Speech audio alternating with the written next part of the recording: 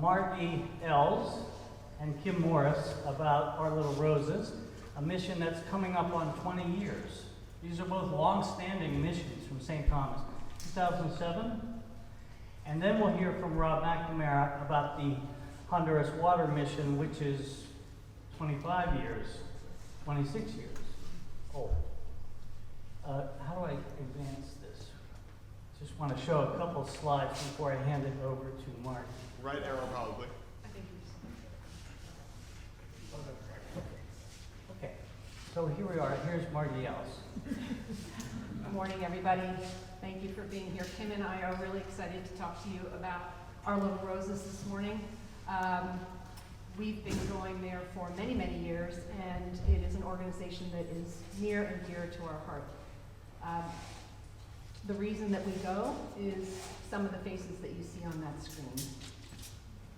These girls are growing up in one of the poorest countries in Central America, and yet they are some of the most resilient and joyful young people that I've ever met. And once you meet them, you can't forget them. So we love the opportunity to go back every year to spend time with them and to help the organization in any way we can for the week that we're there, which is always at the end of June. So I'm going to tell you a little bit about the organization, how it got started, and then Kim's going to tell you a little bit about our mission trip. So this is our founder, Diana Friday. She's originally from the United States. She was a missionary in the 80s down in Honduras teaching English. In 1986, she got the opportunity to visit a home for boys called El Hogar, which was in Tegucigalpa, which is the capital of the city. It was really well run. She was really impressed by how well the boys were taken care of. These were boys that were rescued from the street, who were begging, sniffing glue, living in cardboard. They were getting an education. Diana, as I said, was very impressed, and she asked, this is great, you're taking care of these boys, but is there a home for girls? She'd seen lots of girls begging on the street, picking through trash at the dump, and she wanted to know what was being done for them. And the answer was there were no homes for girls. In fact, girls that might be rescued from abusive situations were actually sent to live at the women's penitentiary and be taken care of by the inmates. So what had been happening in Honduras in the 80s is a lot of the families had been moving in to the city from the country. Because there were factories opening and they wanted to get jobs. But they didn't have extended family anymore to take care of the kids. So the poor families who could send their boys to school would do so, but when you're in the city, you have to buy uniforms and books. So they sent their sons, but their daughters were left at home. Sent out to beg on the streets, or maybe staying unsupervised at the house, taking care of siblings, doing housework, maybe even being sent to the factories to work. So this did not sit well with Diana at all. And she decided this was going to be her mission, to help the young girls of Honduras. And she wrote at the time, I knew that one way to change the future of Honduras would be through their best resource, girls.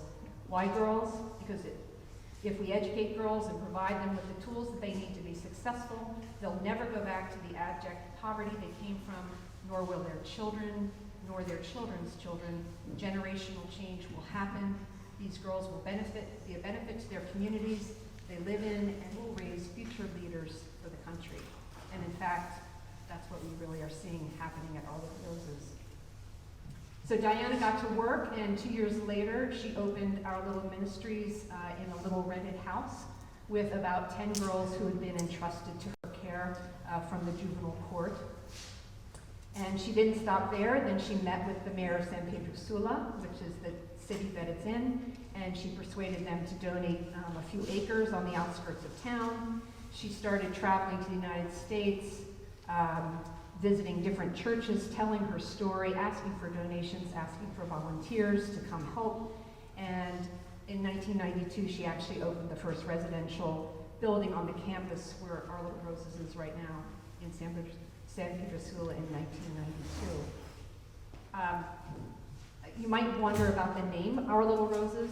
So when Diana was trying to figure out what to name the organization, she took inspiration from a woman named Rosa Cisneros, who was a very well-known and controversial human rights advocate and lawyer in El Salvador.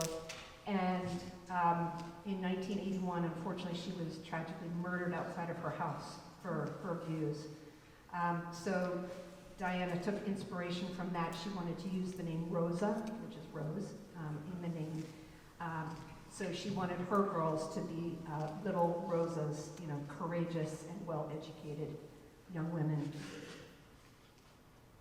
So this is such a great picture from just this past Easter of the girls living at Our Little Roses. They've just made their bunny ears and they're about to go on an Easter egg hunt. But 38 years, Our Little Roses is still thriving. It's a residential home for up to 70 girls. Right now, the girls are aged 2 to 25. It is a residential program. It is not an orphanage. The girls are not up for adoption. Many of them have been rescued from severe poverty, abuse, abandonment. The juvenile court will place them at Our Little Roses, and sometimes families who don't have the means to bring up their girls in a safe environment have asked Our Little Roses to raise their girls. So in addition, there's a bilingual school right on the campus. It serves 280 children. About 20 of those are girls from Our Little Roses. The rest of the girls who can't learn in English go to Spanish schools in the area. The organization also runs healthcare and dental clinics. This helps not only the girls, but the local community also. The girls get psychological care, spiritual formation. There's a dedicated chapel space. There's a priest on staff. The girls who don't learn English in school get English as a second language, which is very helpful once they graduate and go on to look for work. And then also there's lots of extracurricular activities for the girls, like dance and woodworking and sports. So Our Little Roses really is transforming lives. On average, girls live at Our Little Roses for 14 years. 95% of them graduate high school. This is much higher than the average in the country of Honduras. And then the organization also helps them find work or go on to university. And in total, over the years, 266 girls have been nurtured and educated at Our Little Roses. So Diana Friday came here to St. Thomas's in 2006 and told her, preached at church, and then gave a forum and also met with a smaller group of people and told her story about Our Little Roses and invited people from St. Thomas to come down and see what was going on and to help out. So our first team went in 2007, and we've been going back every year since at the end of June, and this summer will be our 20th year. Yakin's going to talk a little bit about the mission trip. So, when we had joined St. Thomas, I had heard about this trip and was trying to figure out, when would be the right time to go to very small children. So in 2016, my, at the time, 11-year-old, who you can see here, Jack, and I decided that we would go. And so Jack was 11. I think the next closest to him was probably Drew, who is how many years older? 8? Yeah, about 8 years older. And so, here's Jack with all these older boys. And my son is a little bit, he takes a minute, he kind of sees everything, wants to figure things out before he jumps in. And I was like, oh gosh, I hope this is the right thing. I hope he's having fun. So at the end of the very first day, we were back in the apartment and we were sitting together. And he said, hey Mom, and I was like, yeah bud, what's up? He said, if you can't come next year, can I come without you? And I was like, okay, I think we're good. So he has been every year since, so you can see kind of his progression. He's here in 2017. Was actually a neighbor of ours who was closer to his age, but he loved hanging out with the older boys. And if you can see, I forgot to mention, if you see this guy here, you might recognize him as Michael Palmisano, who gave our sermon this morning. In 2018, there you can see him, that's in the chapel with a couple of the girls, and then in 2019, arm wrestling out in the open area. And then you'll see a jump because We missed 2 years, and now, of course, he is a much bigger boy here in 2022, and then here in 23, again in 24, we would often take the girls to the pool, and then last year with the group at the airport. So he has gone every year since and is planning to go this year, and actually my younger son will go this year for the first time. He always had baseball, so he had not been able to go, but this year he will go. So it has been a transformative experience for both of us. I was a Spanish teacher. I had traveled extensively through Central and South America, but I'd never been to Honduras. So this was just something that I've always wanted to do. But for Jack, I truly believe it's just been life-changing for him to see the girls, how they live, how they find joy in the circumstances that they've been through. He is very concerned at this point in his life with environmental impacts. He's actually about to do a co-op working with environmentally friendly chemicals for refrigeration, and I truly believe that a lot of that comes from being in Honduras, seeing the lack of infrastructure, the trash, the water, the pollution, things like that, and wanting to kind of make the whole world a better place. And social justice is also very important to him. And I believe that so much of that comes from this experience, from meeting with these girls, from seeing them year after year, from seeing their experience. And, as far as the trip itself, we do so many fun things. We, as you can see, we're in the pool there. We take the girls on, usually one day we go to either a larger pool area at the beach.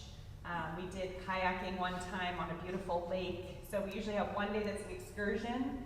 When we can, we go to, our Little Roses has a retreat center that's outside of the city where you can go and it's a little quieter. You can walk around the town. We stay overnight there. We always take the girls to get shoes, which for those that have been to bingo, and I know a lot of people in this room have, our bingo that we do every year raises the funds for us to buy new shoes for the girls, for each of the girls every year that need them. And then a lot of times we're just doing things right there on the campus where the girls live and where we stay. We stay right there with the girls, which is great because then we have a lot of time to spend with them. We're not coming back and forth from a hotel, we're actually right there with them. And, a lot of it is structured. We plan a lot of activities for them, but sometimes the most fun is when you're playing cards or just hanging out. They love to dance, they love to play soccer and other sports. And so, again, a lot of our time is structured, but our free time can be just as much fun. And when you go back year after year, you truly build relationships with these girls. And so, even the girls that have graduated and are at different stages in their life, we try to reconnect with them when we go each summer and continue those relationships as well. And for the older girls with social media, sometimes you can keep in touch with them when you're not down there. It's a little harder with the younger ones. But when you get to go every year and you see them and you see them grow up, it's truly it's an amazing experience. And so, I just threw on a couple pictures that were some of my favorites that I think show, moments that are not staged. This was, again, our first summer. That's Jack, we can see Margie, and then Jack, and that's Eileen, and that's Drew. Walking. This was actually at the retreat center. We were walking back, just arms around each other after a fun day. You can see him here, just sitting talking with one of the girls. This is the Concha where we go every night. It's a big open outdoor space where we play soccer, play sports, just hang out. Girls love to dance. There's a stage up there. And then there on the left, that was when they had one of the younger babies. Jack wasn't quite sure what to do. He was like, okay. No. And so Margie asked, we could make a list. So we found out that there were almost 50 people from St. Thomas that have at some point been on the mission trip through these almost 20 years. And so there's a list of all the people that have come. And again, just to mention our bingo fundraiser, which we do every year, which is always a fun night. That is the funds there go to buy the shoes for the girls. And again, if you have any questions about the trip, We'd love to talk to you about it anytime. I know there'll be a chance for questions at the end here, or if you have them now. But we'd love for more people to join us. There's a good solid group going this summer, I think 15-ish. About 15. And it's just a wonderful time. So I don't know if anyone has questions now, or if we want to go to the water machine things at the end. Whichever is. Yes. Is the government of Honduras or the state or the city provide any support to this venture, or at least stay out of the way? I think it depends on the government that's, in power at the time. But no support. All the support comes from the United States, from funding from the United States. And there are all kinds of regulations to run this home, and the staff there are incredible in working with the courts and the government to make sure that everything's in line so that they can keep open. Thank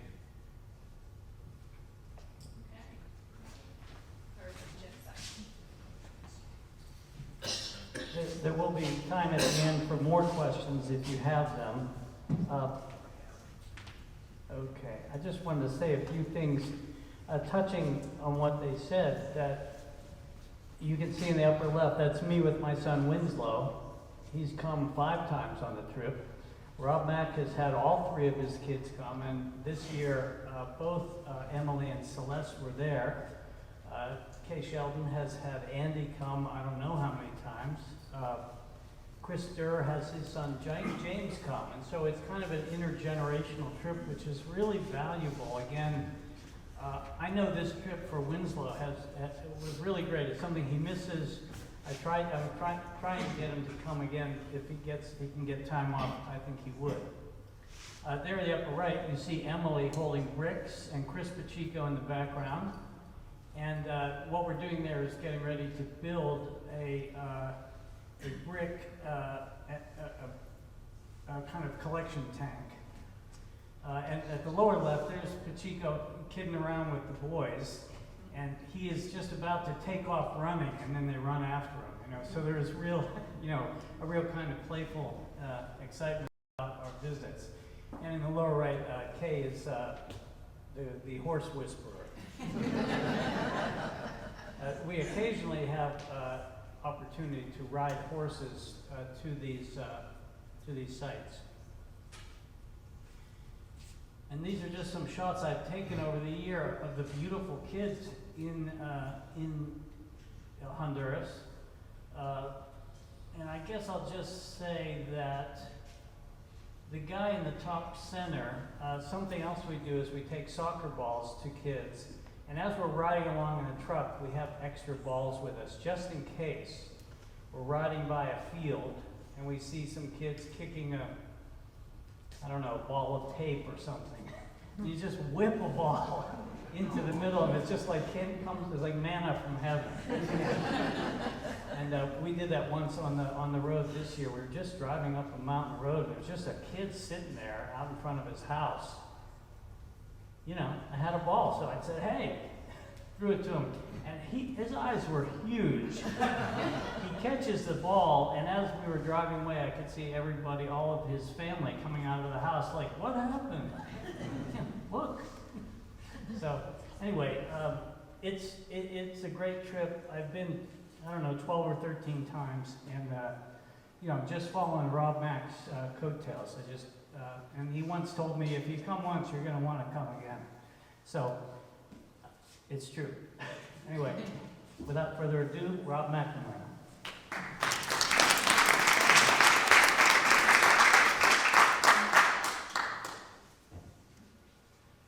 Okay, so I actually see some people in the audience here that I haven't seen for a long time. So the people who are in the audience who went to the mission, please stand up. You guys at the Bitterman gang, come on. Jim. I haven't seen you guys in a long time.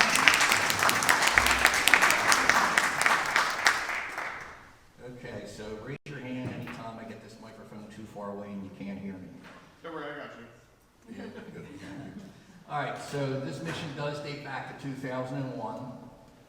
St. Thomas has supported this mission from day one. They've always been with us. And we've been, over the 26 years, been working with the same NGO the entire time, non-governmental organization called Agua para el Pueblo, and they're based out of Tegucigalpa. APP is the one that finds the projects, they design it, they engineer it. We're the funders, and like our little roses, we follow the money every year. And you'll find out that when you follow the money every year, people do give to this charity very, very generously. So I'm going to go through the components rather quickly because the components are important. The system wouldn't work without the components, but that's not the story of the mission. So this is a head wall, and I'd like to tell you it's a typical head wall, but there's no such thing as a typical head wall. Over the 26 years I've been doing this, every single one of them has been designed differently. They are very environmentally aware, and if they only need to take half the creek, they take half the creek. If they need to take a third of the creek, they take a third. Sometimes it's a spring that pops out of the ground, and they capture the water at the spring. Now, when I talk about this head wall sometimes is as far as 8 kilometers away from the village, high in the mountains. And because of that, you're capturing clean water, a lot cleaner than the water they gather themselves. This is the pipe, the other component. Without the pipe, you don't have a system. Now, we got this truck stuck going up this mountain, but we did manage to get it up there. So, got pipe? Yeah, we got pipe. This is a trench line. Now, the work is hard, and all the work is done by hand.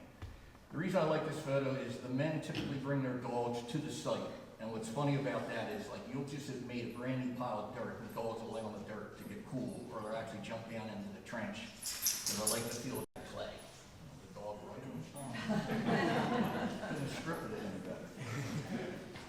Now, I can say this is a typical tank. All the tanks are the same. The only difference is it might hold 3,000 gallons, it might hold 5,000 gallons.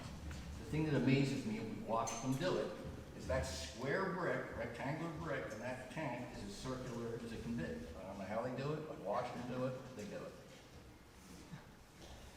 This is your typical sink. Now, we want to get back to the typical sink at some point because it's just very important. I'll just get to it right now. The reason this project is different than other projects is we don't run the water down the hill to a common pump. If we ran it to a common pump, then the women and the girls of the village would still have to collect water and carry water to the village. I carried water in Africa, and it's brutal. Tim could tell you that, or Jim could tell you that. Jim was with me in Malawi, Africa. We were visiting some villages, and we went to one village, and all the pieces to the pump were laying on a concrete pad.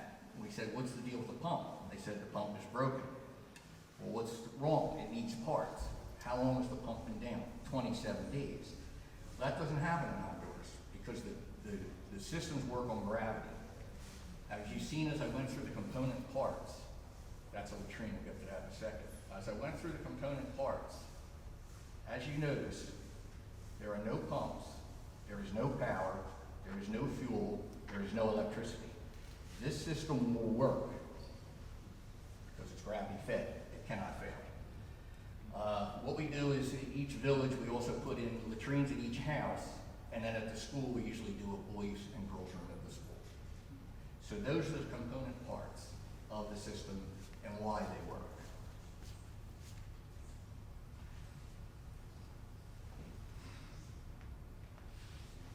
Okay, so these are the girls of El Villanueva, and this is what the mission is about. It's not, you know, it's okay, it's about pumps, and it's about pipe, and it's about head walls, and it's about tanks. But just like our little roses, it's about the girls, man, it's about the children, and that's the way it should be. So I'm going to tell you about the story of the girls from El Villanueva. At least I'm going to try. Okay, so this dates back to 2015. We're working in the village of Brisas del Norte. And one afternoon we got done early. So the G-Man turns to us. Now G-Man is Guillermo Maradiega Asturias, otherwise known as G-Man, otherwise known as the Jig. And he turns to me and he says, hey Robert, I would like to go see a village nearby that needs a water system. So we got done work that early. Okay, you want to go? Hell yeah. Jim, yeah. Oh, Chris, yep, let's go. So we jump in the truck and head to Aldea Nueva. Now when I say we jump in the truck and head to Aldea Nueva, that means G jumps in the driver's seat, someone jumps in the passenger seat, 2 people jump in the second seat, and all the rest of the people jump in the back of the truck and hang on. That's how Honduras does it. That's what we do. So we drive over to Aldea Nueva, and G parks the truck at the top of the hill. So we're walking down the hill, getting ready to cross this little creek, and we see these 3 little girls playing in the field and splashing around in the water. So as we're walking down the hill and across the field, Kay Sheldon has seen these girls. Kay Sheldon is taking pictures of these girls. You know we're working in Aldea Nueva in 2016. I mean, it's just a fact. I mean, you don't say no to the 3 girls of Aldea Nueva. So as we're walking across the field, the girl is walking in the opposite direction towards that creek. And she has a jug that's empty. So we decide to watch her, see where she goes. We're going to find out where the water source is. And here it is, the water source, at the roots of a tree. This is downhill to the village. We already talked about gravity. So obviously this water hole is compromised. So let's go back to the girls of Aldea Nueva. We walk across the field and we go up to the school. We're looking for some shade, so we put our backs to the cinder block wall to get into some shade. And Guillermo, the G-man, pulls out a napkin and he designs the system for this village on the back of a napkin. And I kid you not, I still have that napkin in a box somewhere in my son's basement. So he designs the system. The weekends, Brises del Norte, and we all go home. Now when I say the weekends and we all go home, this project is going to go on until at least August, September, October, because the projects are so physical. It might be 8 kilometers, and every single thing is done by hand. Picks, shovels, machetes, and every once in a while they'll tie gravel bags to a donkey. So we get home, about 2 months pass, and here come the emails. And the email says, now Rob Mac, the way to do this right, we think we have to move 1/4 kilometer west on the mountain. We found a better source. And the good news is, if we tap that source, capture that source and come down the mountain, we can feed 8 villages, 401 houses, and impact 2,413 people. Well, you don't say no to that. So yeah, we're gonna do it. Yeah, we're gonna try. And it's gonna take quite a bit. So now I have to pick up the phone and call Kay Sheldon, and I'm all excited. 8 villages, 401 houses, 2,413 people, and Kay says, okay. And where is Aldea Nueva in this?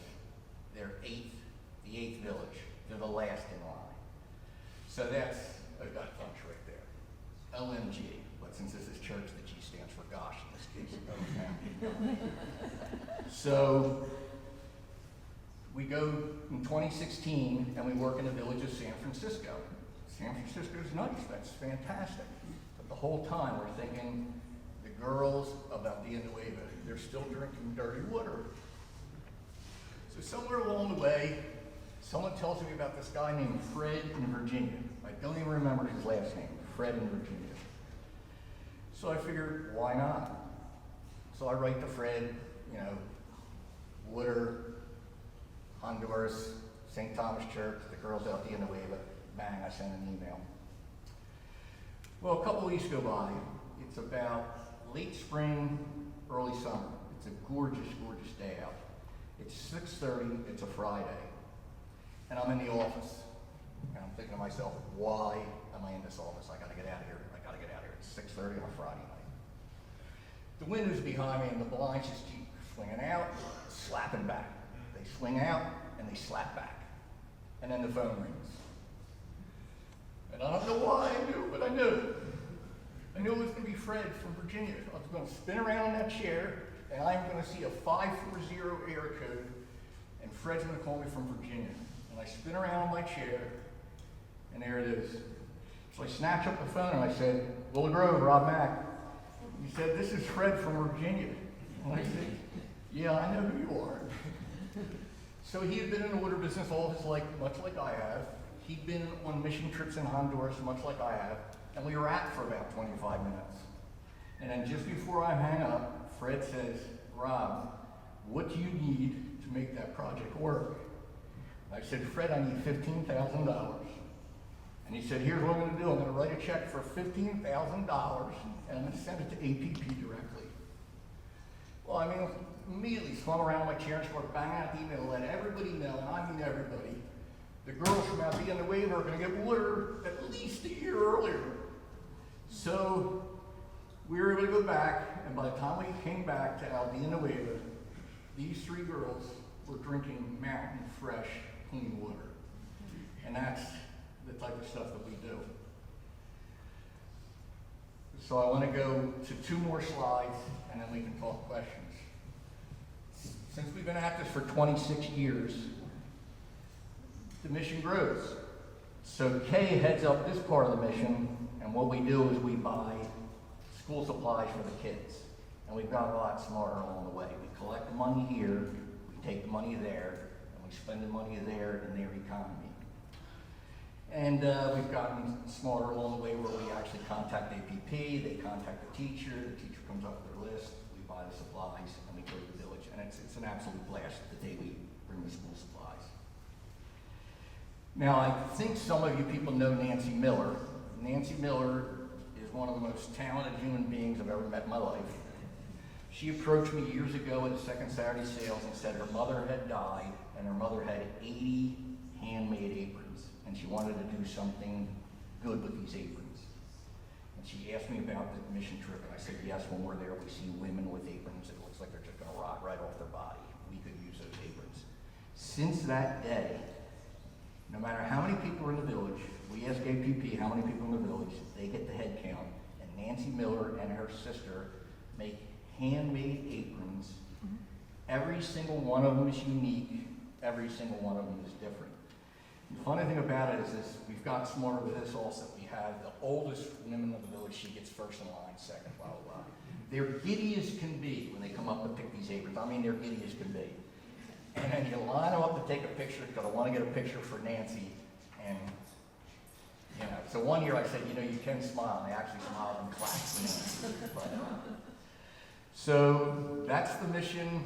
We also do medical supplies, but that's another story for another day. I've already taken up too much time, so questions for whoever? Yes. I have one for you. Are you a nonprofit or a part of a We're corporation? definitely nonprofit. So we work with Agua Power Pueblo. Every single penny we have ever raised, and I'm sure it's the same with these guys, every single penny has gone to the project. We're the overhead, and we choose to charge nothing. So it's an NGO over there, it's this church here, and because I've been in the water business my entire career, some people in the water business, because they know we follow the money every year, they give so generously, it's not even funny. It's embarrassing sometimes, the checks I pick up, really. So. Hey Rob, how many villages have you brought water to in your time? Okay, so that's sort of complicated. We started out doing 1 village a year for many years, and then sometimes when we had extra money, we were able to do like a smaller village like El Salto, which is a much smaller village. We've actually expanded because Rob McKinney, when he moved to Virginia, he took the mission with him. So for a while it's going with Virginia and St. Thomas Church. So it's expanded to Virginia. So by now, they sometimes are doing 1 or 2.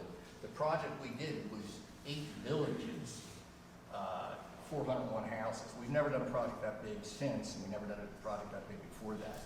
But the crazy thing about that number, you figure about that number, 8 villages, 401 houses, 2,413 people. That's 241, and the 3 girls from Aldea.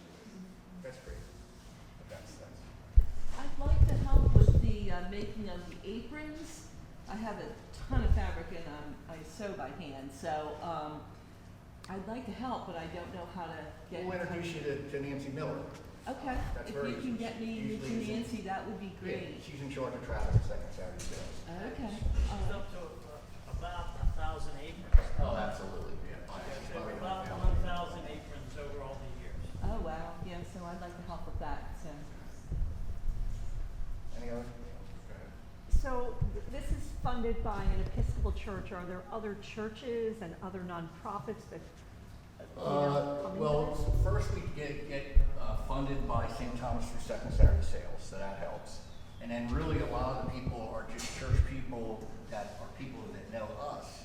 And so they give, like I said, because I've been in the water business, and also just because they know us.